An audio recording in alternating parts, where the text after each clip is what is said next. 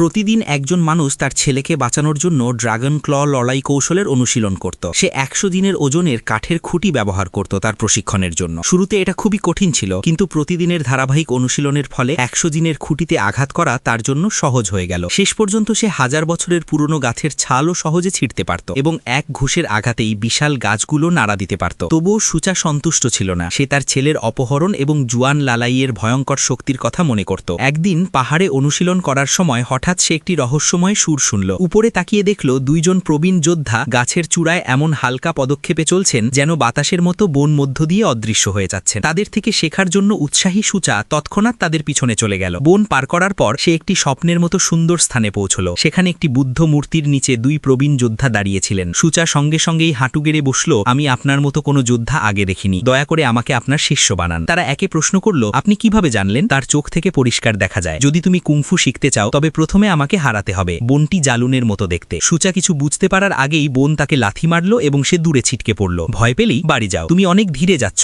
বায়ু বলল। সুচা জবাব দিল, ঠিক আছে। পরে বায়ু মাত্র ২ আঙুল দিয়ে সুচাকে জমিতে চাপ দিল। তবুও সুচা হার মানল না। শক্তির পার্থক্য অনেক বড় ছিল, কিন্তু প্রতিবার পড়ার পরও সে আবার দাঁড়িয়ে থাকত। যখন সে বাড়ি ফিরল তার স্ত্রী শিয়াং তাকে রক্তমাখা অবস্থায় দেখল। সে দুঃখও পেল এবং গর্বও, কারণ এর মানে হলো তারা শীঘ্রই তাদের ছেলেকে বাঁচাতে পারবে। এরপর সুচা প্রতিদিন বোন সঙ্গে অনুশীলন করতে লাগলো। প্রতিদিন সে হেরে যেত, বারবার আহত হতো, কিন্তু কখনো হার মানত না। এই অভিজ্ঞতা থেকে সে শেখা শুরু করলো। সে আরো শান্ত হয়ে গেল এবং তার কৌশল উন্নত হলো। এখন সে লাঠি, তলোয়ার এবং হাতুড়ি দিয়ে দীর্ঘ সময় লড়তে পারত। কিছুদিন পর উদাজি তার ধমনীর পরীক্ষা করল। মাছির বিষের প্রভাব তার শরীর থেকে শেষ হয়ে গেছে, কিন্তু তার ধমনী এখনো অস্বাভাবিক ছিল, পাগলামি বা অনুশীলনের কোনো ভুলের ইঙ্গিত। যখন সুচা প্রশিক্ষণের জন্য বাইরে গেল, উদাজি শিয়াংকে সত্যি বলল। শিয়াং বলল সে প্রতিদিন সুচার চোট দেখেছে এবং জানত সে বায়ু এবং বন সঙ্গে অনুশীলন করছে। উদাজি বলল, এই পাহাড়ে তোমার ছাড়া আর কেউ নেই। পরের দিন শিয়াং নিজেই পরীক্ষা করার সিদ্ধান্ত নিল। সে ওয়ানফো চট্টারানে গেল এবং বিস্মিত হয়ে দেখল সুচা একটি বোতল ধরে নিজে নিজে কথা বলছে এবং নিজেকে আহত করছে। বন এবং বায়ু কোথাও নেই, সবই সুচার কল্পনা ছিল, এমনকি আঘাতগুলো। শিয়াংয়ের মন ভেঙে গেল। ফলোয়ার হাউস থেকে আপনার TikTok, Facebook, Instagram, YouTube, Telegram সহ